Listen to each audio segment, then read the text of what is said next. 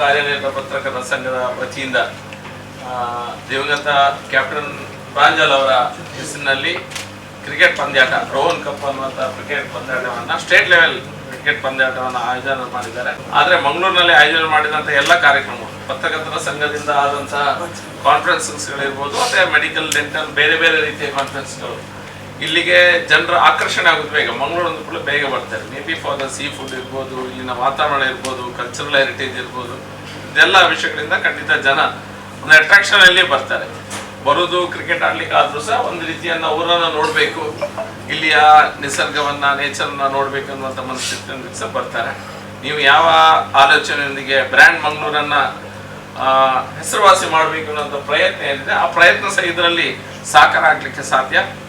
ಇದ್ದೇವೆ ಅದೇ ರೀತಿಯಲ್ಲಿ ಎಲ್ಲ ಬಿಸ್ನೆಸ್ ಹೌಸಸ್ಗಳಿರ್ಬೋದು, ಎಲ್ಲ ರಾಜಕೀಯ ವ್ಯಕ್ತಿಗಳಿರ್ಬೋದು, ಅಥವಾ ಎಲ್ಲರೂ ಸಹ ಖಂಡಿತ ನಿಮ್ಮೊಂದಿಗೆ ಕೈ ಜೋಡಿಸ್ತಾರೆ. ಮಂಗಳೂರಲ್ಲಿ ಆಗುವಂಥ ಕಾರ್ಯಕ್ರಮ ನಮ್ಮೆಲ್ಲರ ಕಾರ್ಯಕ್ರಮ. ನೀವು ಆಯೋಜನೆ ಮಾಡಿದ್ರು ಸಹ ಒಂದು ವೇಳೆ ಹೆಚ್ಚು ಕಮ್ಮಿ ಆದ್ರೆ ಕೆಟ್ಟ ಹೆಸರು ಫಸ್ಟ್ ನಮಗೆ ಬರುತ್ತೆ. ಇನ್ನು ಊರಿಗೆ ಬೈದ ಮೇಲೆ ಏನಾಯ್ತು ಅಂತ ಹೇಳಿ ಖಂಡಿತ ಹೇಳಿ ಹೇಳ್ತಾರೆ.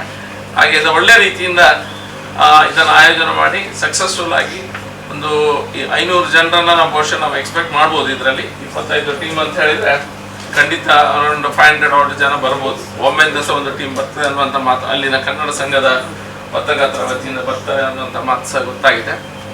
ಎಲ್ಲರೂ ಸಹ ಸೇರಿ ಇದನ್ನ ಸಕ್ಸಸ್ಫುಲ್ ಮಾಡಬೇಕು.